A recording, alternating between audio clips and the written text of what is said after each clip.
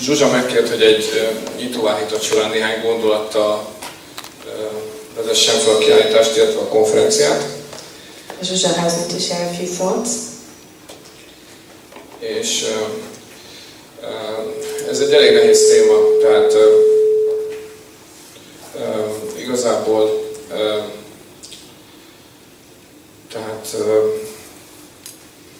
nem könnyű 6,5 millió 60 év alatt abortált magzat kapcsán megszólalni, és ugye csak Magyarországról beszélünk. This topic is a hard one. It's not easy to speak about the fact that 6.5 million babies were aborted only in Hungary in the last 40 or 60 years.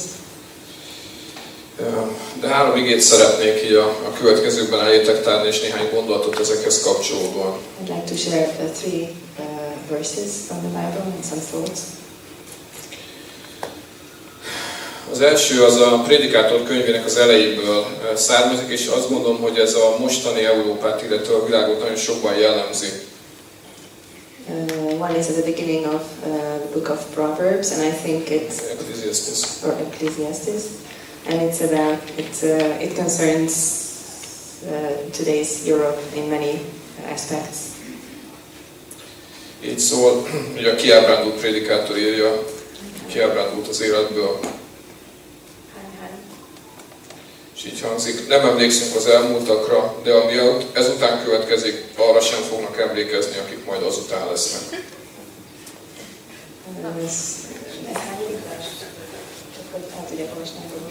So it's Ecclesiastes chapter 1, verse 11.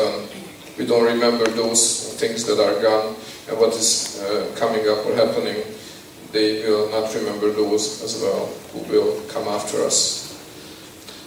Azt gondolom, hogy és előtte pedig beszél arról, hogy már minden megtörtént. És az emberiség nem egy tanuló, tehát hogy az emberiség nem tanul, azt gondolom. The human race doesn't learn. És egészen ugye a felvilágosodás koráig azért Európát nagyjából áthatotta az a tudat, hogy Isten van, és hogy az ember bűnös.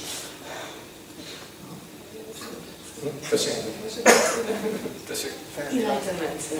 Up until the era of enlightenment,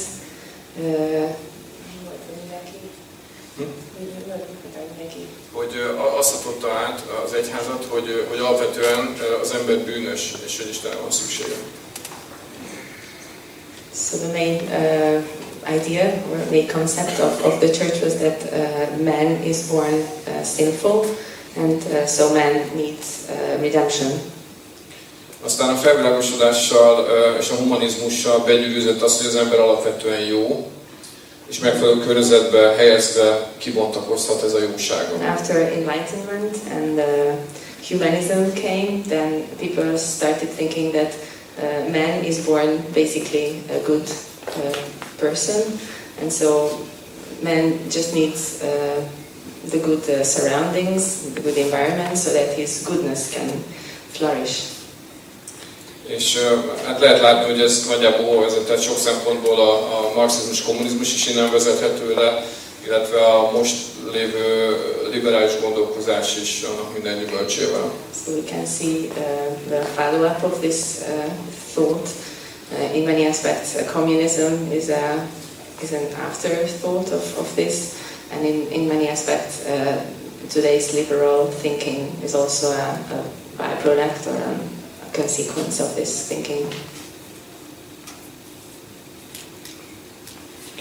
De azt gondolom, hogy a mi feladatunk az, hogy újra középpontba helyezzük azt, hogy az ember bűnös és megváltóra van szüksége. I think our task is to turn back to the basic idea that we are born as sinful, and so we need redemption. És gyakorlatilag 3 jelet szeretnék elétek tenni ma, és azt hiszem, hogy erre a 3-ra könnyen tudunk majd emlékezni.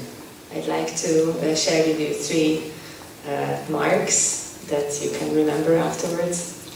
Az első az, hogy nekünk idézőjeleknek kell lenni. First is we have to be quotation marks. Idéznünk kell Istent, és azt, hogy mi Isten gondolata az élettel kapcsolatban. We have to quote God's thoughts concerning life. És ezzel kapcsolatban a másik két igét szeretném. Például ezeket az igéket kell idéznünk és mondanunk az embereknek. We have to quote, for example, these verses to people.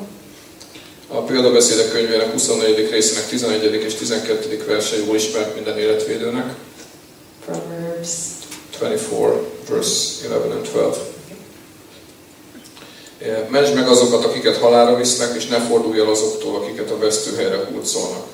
Ha azt mondanád, hogy erről nem tudunk, az, aki a szíveket vizsgálja, beléd lát, és aki a lelkedet őrzi, ismer, ő megfizet az embernek cselekedete szerint. És azt gondolom, hogy ez egy felelősséget ró valamennyiünkre, mint hívőknek, mint magyar embereknek, mint embereknek egyaránt. So the message of this verse is that we have a responsibility as Hungarians and as people in general. És azt gondolom, hogy azzal, hogy idézőjelek vagyunk, és Isten üzenetét szóljuk, azt is ki kell jelentenünk, hogy ő az élet szerzője és teremtője. So if we are quotation marks and if we quote what God says, then this means that we acknowledge God as the source of life and the creator of all life. És ez azt is jelenti, hogy mivel ő teremtette, neki van joga azt elvenni. Because he is the creator, that's why he is the only one who has a right to grab life, to take away life as well. És azt gondolom, hogy Istennél található az is, hogy Isten teremtette ezt, és értékes ez az élet. Értékesnek tekinti ezt a földi életet is, nem csupán azt az örökké valóságot, amit vele tölthetünk. Because God created life, it means that he thinks this life as important and precious, this life on earth as well.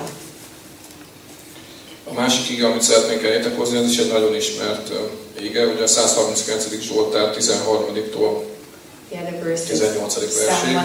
139 from verse 13 onwards. Ami így hangzik: Te alkottad veséimet, te formáltál anyám méhében, magasztallak téged, mert félelmes és csodálatos vagy. Csodálatosak alkotásaid, és lelkem jól tudja ezt. Csontjaim nem voltak rejtve előtted, amikor titkon formálódtam, mintha a föld mélyén képződtem volna. Alaptalan testemet már látták szemeid, könyvedben minden meg volt írva, a napok is, amelyeket nekem szántál, bár még egy sem volt meg belőlük. Mi drágák számomra szándékaid, Istenem, mi hatalmasak azoknak száma. Számolgatom, de több a homokszemeknél, és a végén is csak nálad vagyok. When you created my inmost being, you knit me together in my mother's womb. I praise you because I am fearfully and wonderfully made. Your works are wonderful. I know them full well. My frame was not hidden from you when I was made in the secret place, when I was woven together in the depths of the earth. 16 also? Yeah, all the way Your eyes saw my unformed body. All the days ordained for me were written in your book before one of them came to be. How precious to me are your thoughts, O God, how vast is the sum of them. Were I to count them, they would outnumber the grains of the sand. When I am awake, I am still with you. Tehát azt gondolom, hogy idézőjelnek kell lennünk, és idéznünk kell mindazt Istentől, amit ő mond az életről, a teremtésről, a fogantatásról, azt, hogy ő az életet már a születés előtt is életnek tartja. So we have to be quotation marks, we have to quote every thought of God that he says about life before birth, that he considers life alive even before birth. A következő jel, ami kérnünk kell, az a kérdőjel. The next mark that we have to be is a question mark. We have to be question marks. És meg kell kérdőjeleznünk azt a világban, ami megy. És fel kell tennünk azokat a nehéz kérdéseket, hogy tényleg normális dolog az, hogy van egy kórház, ahol az egyik műtőben egy gyerek életét próbálják megmenteni, és a szomszéd műtőben pedig éppen egy életet vesznek el. We have to doubt, we have to put questions, we have to question. Is it normal that in a hospital there are two rooms next to each other? In one, a woman just gives birth to a baby, and in the other, the doctors take away the life of another baby. Is it normal? fel kell tennünk azt a kérdést is, hogy normális az, hogy ennyire érzelmileg sebzett és romokba hever a magyar nemzet, meg minden nagy család érintett abban, hogy így vagy úgy, de abortuszon ment át valamelyik nő tagja. Férfiak érintettek, nők érintettek, gyerekek érintettek, szellemileg egy fertőzött terület az egész. We have to also ask the question, is it okay, is it normal that in Hungary everybody is in ruins, in emotional, we are wrecked because nearly everybody in Hungary is in some way or another involved in abortion, either directly or indirectly. És hogy hiányzik 6,5 millió ember a magyar társadalomban, miközben beszélünk itt munkaerőhiányról, meg gazdaságról, meg minden egyébről, és közben azt látjuk, hogy az emberek egy csomó olyasmivel küzdködnek, ami, hogyha az abortusz nem lett volna az életükben, vagy a család életében, akkor meg sem történt volna, vagy éppen azért, mert nem tudnak megbocsátani saját maguknak. So 6.5 million people are missing in our country, and on the other hand we talk about lack of workforce, and people struggle with the problems that would not exist. They didn't have problems if they didn't, if they weren't connected to abortion in some way or another. És azt gondolom, hogy ezért kérdőjelnek kell lennünk a társadalomban, és fel kell tennünk a kérdést, hogy ez tényleg jó-e így. So that's why we have to be question marks in our society, and we have to ask the question, is it okay like this? És ugyanakkor Krisztus irgalmát kell képviselnünk az emberek felé, akik mindezeken a dolgokon átmentek, és Istennek a bocsánatát és gyógyítását kell ajánlanunk az embereknek. But on the other hand, we have to represent God's grace, and we have to represent God's forgiveness toward those people who took part in all this. De ezt csak akkor tudjuk, hogyha a Biblia Istenének talaján állunk, és nem azt mondjuk, hogy az ember jó, csak jó környezet kell, hanem azt mondjuk, hogy az ember bűnös és megváltóra van szüksége, hogy bocsánatot kérjen. But we can do this, we can offer God's grace and forgiveness to people only if we stand firmly on the biblical way of thinking that man is born sinful, and it doesn't just need good environment, it needs salvation from God. És ekkor, amikor emberek meggyőződnek a saját bűnösségről, megértik az evangéliumot, és hitre jutnak Jézus Krisztusban, akkor következhet be az a gyógyulás, ami áthatja az embert, a környezetét és így a társadalmat. Only if people are convicted of their sins and they're turned to Jesus, only then can real transformation occur in our society, in our country. Ez gyógyszerekkel vagy antidepresszánsokkal nem lehet megoldani. We can't get there through antidepressants or through medicines. Hanem itt Jézus gyógyító szeretetére és kegyelmére van szükség. He needs Jesus' healing grace and love. És harmadsorban pedig felkiáltójeleknek kell lennünk. In the third place, we have to be exclamation marks. Figyelmeztetnünk kell egy profétai üzenettel a társadalmat, hogy ez így nem jó, ahogy a dolgok mennek, és hogy a bűnnek mindig van következménye. We have to warn people with a prophetic message. We have to tell them that everything has a consequence. Ahogy a fizikai törvények is működnek, hogyha valamit leejtek, akkor az leesik. As the laws of physics work, if I let something drop, then it will fall down.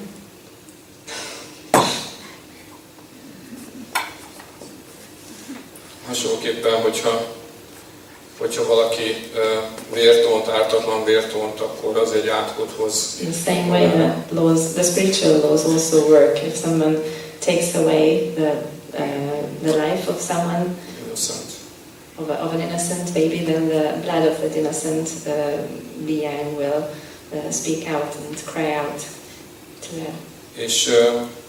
És ez ki fog hatni annak az embernek az életére és a környezetének az életére egyaránt. This will have an effect on the person's life and on the person's environment and his family members and people he knows as well. És szeretettel így egy felkiáltójelként el kell mondanunk azt a próféta üzenetet, és akit lehet meg kell állítanunk, hogy ne tegye meg.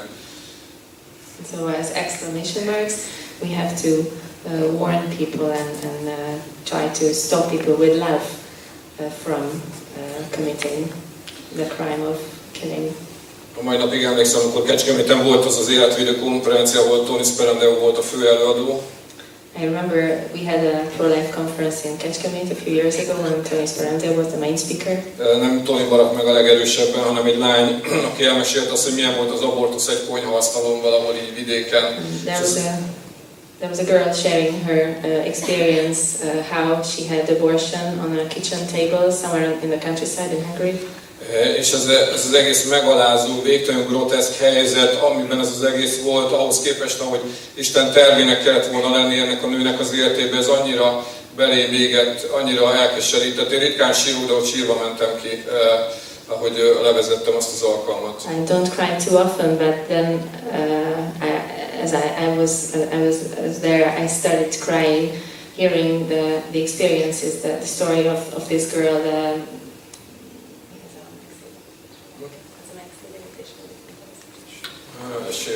Being ashamed.